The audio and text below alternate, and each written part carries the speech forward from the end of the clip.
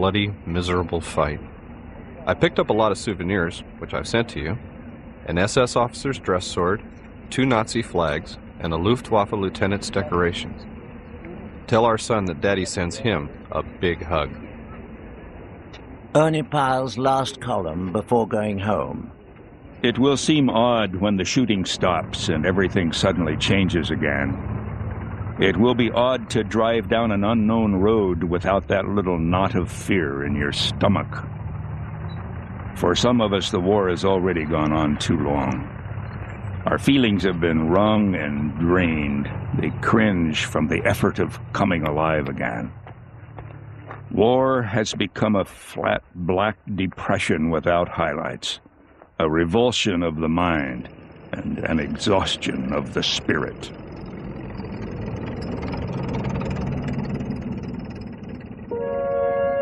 Paris. A terrible winter for the Parisians becomes the least of their worries on December the 17th. Jackie Greer. This afternoon we received the awful news that the Germans counterattacked and that they would be in Paris by Christmas. That last part I don't believe. The first part makes me feel sick. CBS Radio 4 days later. The German offensive has not yet been halted. 2 powerful drives are rolling ahead tonight, one through Belgium to within 18 miles of the fortress of Liège. The other has swept 3/4 of the distance across Luxembourg. Red Cross Club Director Gisela Simon rides home from Belgium during the Battle of the Bulge. For the past 3 days, we've been visited nightly by Jerry, strafed and bombed, always with some casualties, but your little Gizzy's still here dodging them. Damn, it's a nice clear night out. That ain't good. American losses are so high in the Battle of the Bulge that replacements are needed quickly. Black soldiers are finally accepted as frontline fighting troops. Many of the wounded, black and white, are treated by the 50th General Hospital, now moved forward to an old French cavalry post. Paratrooper Ozzie Shock. I might start by telling you I was wounded.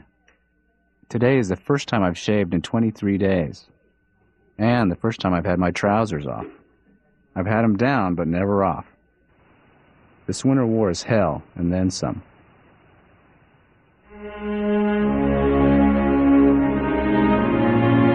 The Battle of the Bulge lasts 6 weeks. 19,000 Americans are killed, the greatest American loss of the war. Martha Gellhorn in Belgium.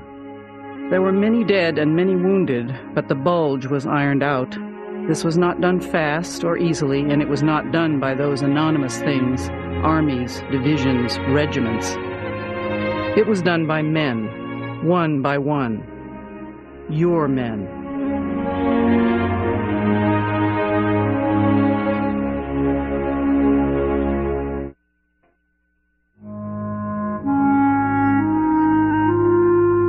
Thousands of German POWs are old men.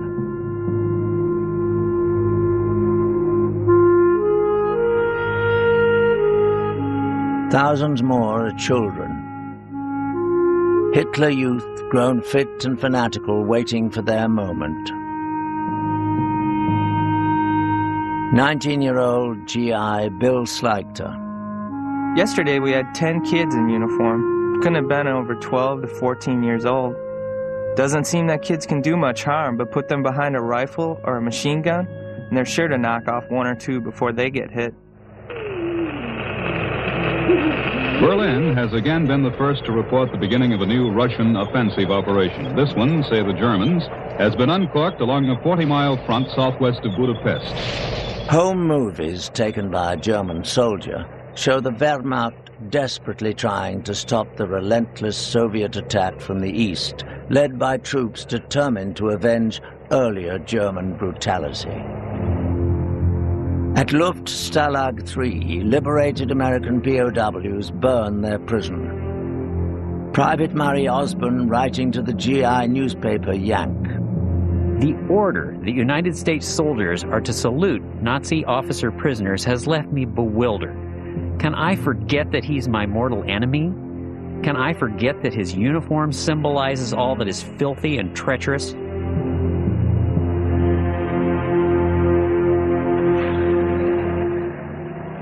Americans are told they're in the best equipped army in the world. But American combat boots get wet and stay wet, which can cause severe disability.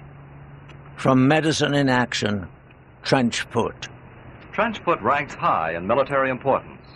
When there was considerable combat activity on the Fifth Army front in the winter of 1944, the ratio of trench foot to battle casualties was 1 to 3.5.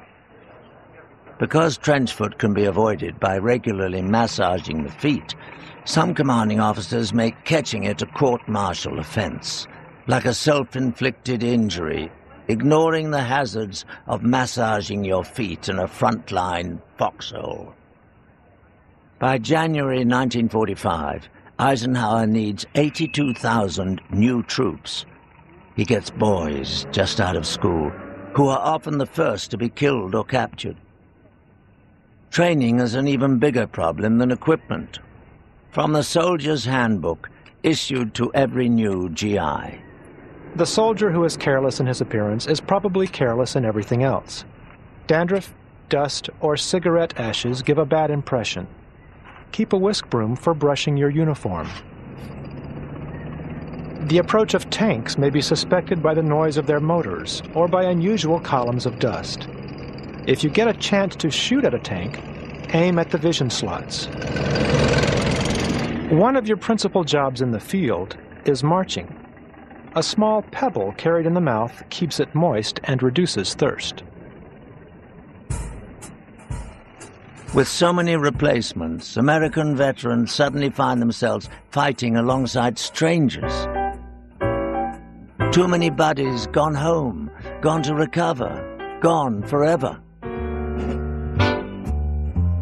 But the buddy is still one of the best things about soldiering.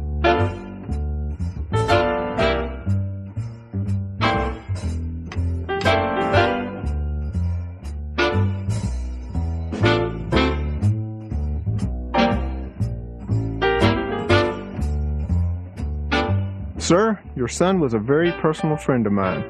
Although he was a Mississippi State man and I am Ole Miss, we became close friends and stayed together all the way through. His men thought him a great leader and were crazy about him. From the type of man he was, he had to come from a wonderful family. Respectfully, Billy Roberts.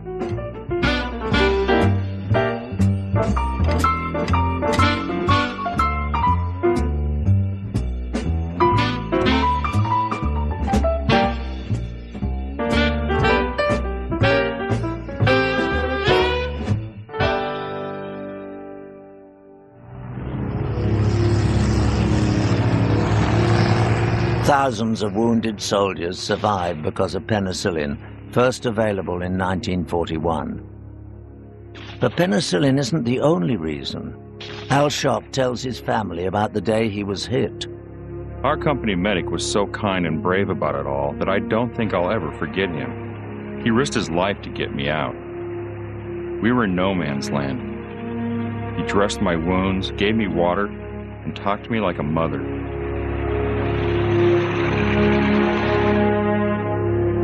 Soon after Private Clarence Weaver steps on a landmine, he's being treated in a battalion aid station. 2 hours after that, he has surgery. After transport on a hospital ship, Weaver gets rehabilitation in Iran, then more surgery and convalescence back home. With different stops, it's a journey taken by thousands of